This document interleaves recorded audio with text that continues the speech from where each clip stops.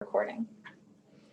Hey, Alvernia community. The alumni spotlight this month is Kyle Farrell', and I'm going to be talking with him about his time at Alvernia and what he is currently doing in his career.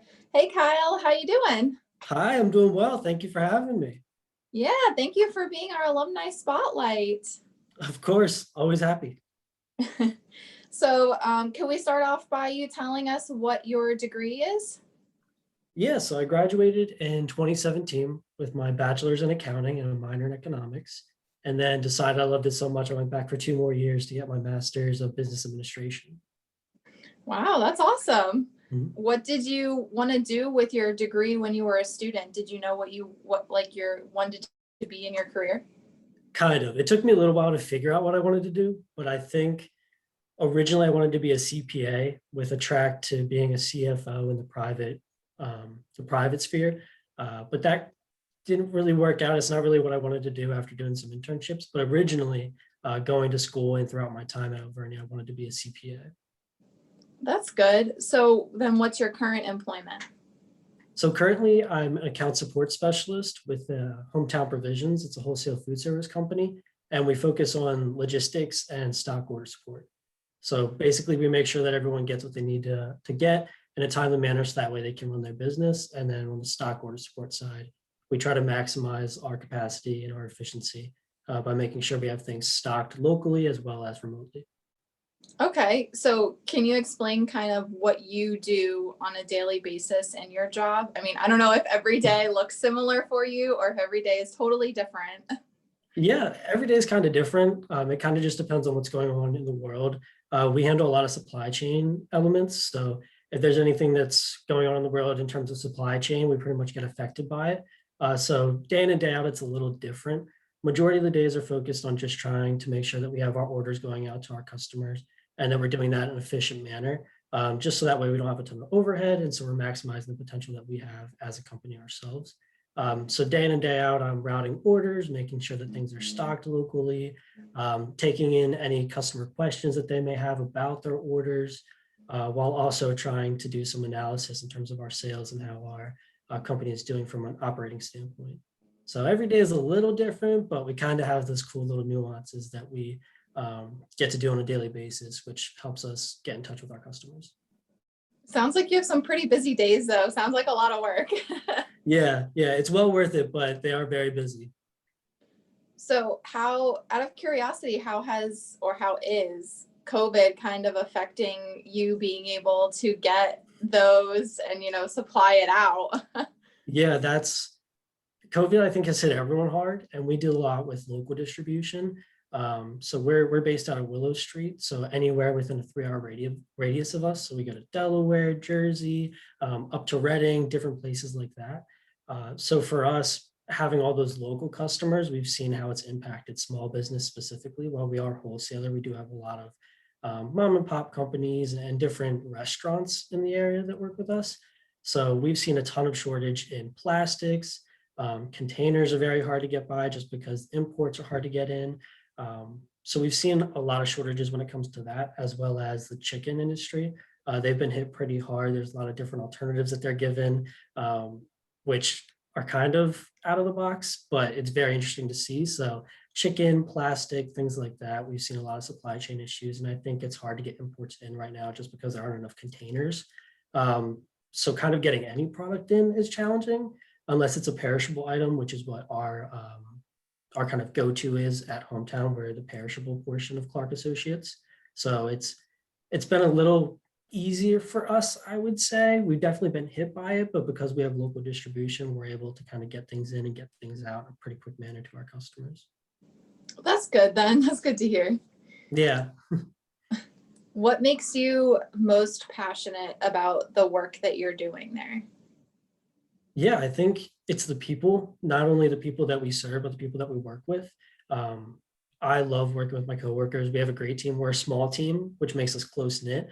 But we're a great team. We work well together. We're able to communicate and try to do things in an efficient manner and try to make sure that we're really being there for our customers. So internally, I love the people I work with, and then externally, just getting to see the people within our community that we can help out, the people that you order from and things of that nature. You're able to see kind of how we're getting food out to them, how we're helping their business, and how they're helping us because we're able to stay in that local sphere. So it's kind of cool to see all the people come together and how that affects every single aspect of our job. Yeah, and making that local impact, just I could totally see how that makes it more passionate for you, because you're seeing how it's locally impacting the community, for lack of a better word. But Yeah, yeah, absolutely. Going to a restaurant that you know you just delivered to 2 days ago and getting like a chicken breast sandwich or something of that nature, you know that that chicken breast came from you and that it's automatically going into their menu and they're getting it out quickly. So it's not wasting any money for them. And it's a delicious sandwich on top of that. So it's kind of the best of both worlds where you get to supply it and then take it in at the same time. that's pretty cool. I like Mhm. that. Yeah. Do you have like a long-term career goal? Like, so I know you said you kind of wanted to be a CPA at one point. Is that like, are you still working towards something like that? Or has being in this position kind of changed what you want to do or where you want to be long term? Mhm. So I think my main goal coming out of school was to get my CPA. After doing an internship, I realized that I didn't really like the numbers aspect of business, but my main goal and my career goal is still to be in the C-suite. So whether that's a chief operating officer or a CEO, probably not CFO because they do deal with the nitty gritty finances that I kind of would glaze over and wasn't able to focus as much where um, dealing with more operations and things on that end would be a lot more enticing to me. So my main goal is to get in the C-suite and be at that level. The CPA I thought would be a fast track to get there. But something I learned quickly out of college is there is no fast track to get anywhere you want to within your career. You kind of have to do the hard work. You got to pay your dues, put in your time. So just kind of staying within the company that I'm at now is one of my main goals, and seeing how far I can go here and how I can help us grow and how they can help me grow. So career goal would be C-suite, but as long as I think you're with a good company, any goal that you have should just be to get better each day and to try to consistently work on yourself as a professional and as a personal level. So that's kind of my goal. But C-suite would be something really cool to get in the future if I could. That would be, but you're totally right. I agree. You have to start from the bottom and kind of work your way up toward it. Yeah, That's how you learn, and then that's how you become a good person in the C-suite, whichever position it is. yeah, absolutely. There's no better way to learn than to do it, to get that experience and to just take advantage of the opportunities that are given to you. And if that leads to something down the road, ultimately that's the goal. But if not, you're still getting the experience that you can use in your personal life and in your professional growth. So that's kind of, there's not necessarily an endpoint destination for me that I want. I just want to continually get better every day. And I think that's something I learned from Alvernia was just take advantage of the opportunities you have, learn from them and get better. Don't kind of put a ceiling on what you can achieve or what you can have. Have goals, try to reach them. But at the end of the day, if your goal is to get better and to take advantage of every opportunity you're given, then you're going to be in a good place at the end of Yes, I love how you put that. That was perfectly said. it. Thank you. I try. Sometimes it comes out right. That's good. Do you have any current service work that you're doing either within your community or maybe within your employment now? Mhm. Yeah, so the good thing about working about at Hometown is that it's a division of Clark Associates. So we're able to take advantage of a lot of things that they do within the community. So we do different service opportunities. It's kind of a company-wide mantras that we're out there in the community. We don't just serve the community, we serve with the community. So taking advantage of those service days that we get, and there's a bunch of different opportunities from Clark cleanup or park cleanups to preparing for different events if we're doing some type of get together for a charity or something of that nature. And then on the personal side, not so much professional service, but I also coach middle school lacrosse. So I get to kind of watch at that age. I think they're going through a lot of emotions, and with COVID, there's been a lot of different feelings and ways that you kind of have to handle certain situations just for the safety of the players and the parents and the coaches as well. So that's also something that I get to be a part of, is I get to coach middle school lacrosse and kind of watch their personal growth as they're going through those years where they're growing and kind of learning who they are. And then at the high school level, seeing them kind of maximize their potential and just get better each day. So those are the two things that I'm involved with service wise, would be lacrosse, coaching it, and then also within Clark Associates. That's fun. And you did lacrosse when you were at Alvernia, right? I did, yeah. I ran around on the field for 4 years. I don't know if I did it well, but I definitely ran around on the field. Well, you must have done something right because you're coaching it now. So Yeah, that's true. I never thought of it that way. I'll have to let my old coach know that I know what I'm doing. He questioned that from time to time. yes. What kind of impact, and I feel like you've talked about this a little bit already, but what kind of impact has your Alvernia degree had on your career thus far and just the person that you are today? Yeah, so career-wise, I think obviously you learn tangible components of your career when you're going to school for it. So you learn how to do the X's and O's, and you learn about debits and credits from an accounting standpoint. So I learned all the theory, which definitely prepared me to be able to handle the business world, learning all the technical aspects of it and coming in and being able to have a conversation about it and work within the means of what you learned with the company that you're at was definitely something that Alvernia taught me. But the intangibles are something that I didn't really think would be something that paid a lot of dividends. Not in a bad way, but just, you hear about communication and sometimes they're buzzworthy words and they're not so much things that you see in all actuality. But that's something that I think I learned that I was not prepared to have such an impact was just how to take advantage of those opportunities, like I spoke on earlier, how to communicate effectively, how to treat people. The mission statement was creating ethical leaders with moral courage. And I think that was kind of ingrained in me when I started. So being able to take that mission and try to put in everything I do um, helped me when I got into my professional career. So Alvernia kind of instilling that in me made a world of difference when I was applying for jobs, when I got my job, and now as I continue to try to grow within my career. As long as you're trying to do it in an ethical manner and you're trying to be a leader and you're trying to have that moral courage where you're doing things the right way, you're going to be in a great place. And that's something that I learned at Alvernia that transitioned into my professional career.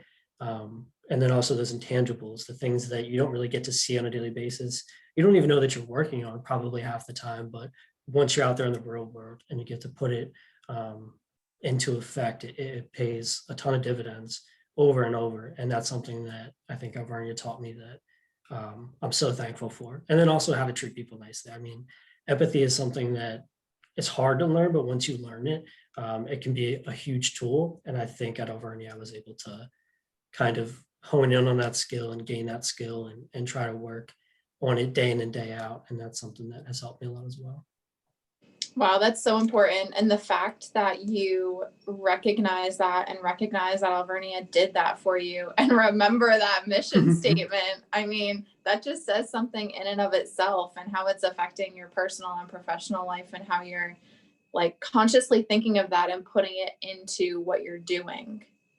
Yeah, mission statement and the core values are definitely something I don't think I'll ever forget. Contemplation, collegiality, peacemaking, humility, and service. So Wow, I don't know if I'll ever forget them. I'm impressed. Most people only remember like 2 or 3 of them and they have to think about the others. Yeah, I get it's perks of also going for 6 years, seeing them around campus and hearing them consistently in talks from the leaders at Alvernia. It was something that kind of you never forget, which is they're great things to never forget. So I'm happy I have it. That's true. Good. I like that. What was your involvement when you were here on campus as a student? What were you involved with? Yeah, so I was fortunate to have a lot of opportunities. I was involved with Residence Hall Association in numerous capacities on the executive board. I was an RA in the Office of Residence Life. I was a lacrosse player for 4 years and team captain my senior year. For campus activities board, I was a graduate assistant in the Office of Student Activities, so I got to be a general member and then also help be a co-advisor. I was able to do the graduate assistant position, which was an amazing experience. Trying to think of what else. I think that's everything. I was also part of orientation weekend as an orientation weekend leader and then head orientation weekend leader. So those were kind of all the things that I was involved in at one point or another in my time. Wow, you were certainly an involved student. You had your hands in everything. It's like I tried to. It helped that there were a lot of amazing people in each organization. So, and some across all organizations. So when you love the people that you work with, it's easy to continue to work there and to work within those organizations. And that was something that I just loved. I love being around the people, I guess. And when you love being around the people, you'll help out in any way that you can. Yeah, you're right. It just always amazes me. Students, like current students and alums, when they tell me how involved they are, I'm like, how do you get your schoolwork done on top of being involved in that? It's really amazing. Yeah, I mean, I guess that goes back to also how Alvernia teaches you when you're a first year student, and you get to kind of go through the process. I believe the class is called Search now. For me, it was first year seminar. They kind of teach you time management, which I'm glad they teach you in the first semester because I don't know if I would have been able to figure it out on my own. But time management is definitely one thing that they kind of hit home in your early years at Alvernia, and that helps you be able to balance everything if you want to be an involved student. Yeah, it is. So, do you have a favorite memory from campus that you'd like to share? I know that's I have probably a question, but very, very hard question. I have a lot, just from all the different things. And I mean, I was there for 6 years, but over and over again, the thing I go back to is orientation weekend, both when I was a first year student and then as an owl and a head owl, and then getting to kind of be a staff member with campus or with Office of Student Activities. That orientation weekend is just the most amazing time to me. Everyone's so happy, everyone's full of energy, everyone's full of life. The new students have an opportunity to come in and kind of take the world by storm. The older students have the opportunity to kind of put some of the new students underneath their wing while also getting better in their own abilities. So that for me was just, it was awesome to be a part of. I just love the energy. I love how everyone's coming together. I love that even though it's a stressful time, it's a fun time. The trainings going into it when you are an orientation weekend leader are fun. So for me, orientation weekend was just by far some of the best experience I've had. And I had the pleasure of doing it for 5 years, I believe. So each one was a new experience. Each one was fun to be a part of. I actually was just talking to someone the other day, and I said that if I could bottle up the energy, the love, the kind of warmth that there is in orientation and carry around with me all the time, I'd be on cloud nine every day. I think it's just the best feeling to be around that. So that was definitely one of my favorite times at Alvernia, and favorite memories is orientation weekend. yeah, I'm sure because you get to hang out with all of the people that you love. And then on top of that, seeing all these new faces come in and like kind of walking through that experience with them. Yeah, exactly. And also the lacrosse games we won. I'll say that those were fun to be a part of. We didn't have too many, I will admit that, but the ones that we did win, those were a great time with my friends and teammates. So kind of on another note, not just orientation, but lacrosse wise, those were also great memories. It would be totally cool to get an alumni game together. How much fun would that be? We've done it in the past. It's a lot of fun. Have you? Yeah, it's not so much fun for the alumni. We all kind of tend to let ourselves go a little bit, and running for more than 2 minutes just isn't kind of in the cards for a lot of us anymore. So the young guys run circles around us, but it's definitely fun to be a part of. It's fun to still have that family and that community. So it's something that 100% I think all the alumni would be about, and we have been about in the past. But probably need some oxygen tanks on the sideline if we do it. Don't count yourself that old yet. That's true. I think I'm a lot older than I really am, but I guess in terms of running, I feel like I'm 98. I don't know if I could. Not that 98-year-olds can't run, but I know me at 98 can't run because me at 27 can't run right now. So You're only as old as you think you are. that's okay. true. It's just a number. That is true. Can you tell me either an interesting fact about yourself or a hobby that you're really into? Yeah. So a hobby that I'm into, ironically, is I still do play lacrosse. So I coach it, and I also play in like a men's league. And then we actually have an alumni team that we take to different tournaments and we go and play. So I'm still highly involved with lacrosse, and I still like to try to run around as much as I can when I don't need the oxygen tank. So that's something that I'm still really involved in, and that I love to be a part of, and I don't think that's ever going to leave. And that's just that competitive nature. And I kind of need that. I guess something interesting about me is that I love to compete. I love to try to see how far I can push myself and to try to see how far I can get. And that has continued past college, playing college sports. Good, good. Mhm. It's good to have that thing on the side that kind of just de-stresses you and you can just go off and have fun. Yeah, yeah, absolutely. It's nice that I don't have to run sprints after I make a mistake or something of that nature. When you drop the ball and you're playing men's league or you're just having fun at a tournament, you don't get yelled at too much. But when you do it in a game, it tends to be a bigger issue. Yeah, I'm sure. So kind of my last question here to wrap it up. What is one piece of advice that you've kind of learned now that you've been out of college that you wish you had known when you were a student, or that you wish you could tell a student now? I would say probably to not focus so much on one of the things I've learned is that what's on that piece of paper, resume, cover letter, that's only a small portion of what you're actually going to be able to give to the company. So kind of having those technical abilities, having everything on your resume, I think a lot of people focus on that too much. For me, having all the opportunities and experiences I did allowed me to get my foot in the door. And then from those experiences, I was able to take those intangible um, aspects that you don't know that you're learning, that you haven't really realized that you've honed in on, but you're able to put that into the interview process, into your job that you're doing.